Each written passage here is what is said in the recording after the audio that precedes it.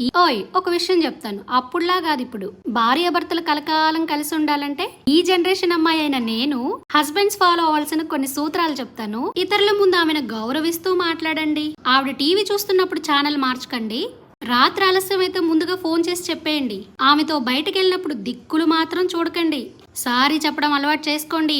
మీ వాళ్ళకేమైనా ఇవ్వాలనుకున్నప్పుడు ఆమెకు మాత్రం చెప్పండి. నిద్ర లేవగానే పక్క బట్టలు మీరే సర్దేయండి. చేసిన కూర నచ్చకపోతే ఈ రోజు నువ్వు చేసినట్టు లేదే అని అనండి. ఆమె అలసిపోయినప్పుడు వంటలో కొంచెం సాయం చేయండి. ఆవిడ సమస్య చెప్తున్నప్పుడు పేపర్ చదవడం మానేయండి. ఆమె ఇంగ్లీష్ లో వీక్ అయితే తప్పని సరిదిద్ది ఎంకరేజ్ చేయండి. ఆమెకు తలనొప్పి ఉంటే అమృతాంజలం కూడా రాయండి.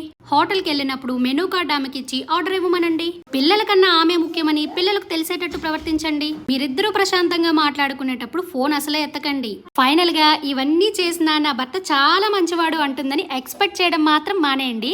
అలాగే సబ్స్క్రైబ్ చేసుకోవడం మర్చిపోకండి.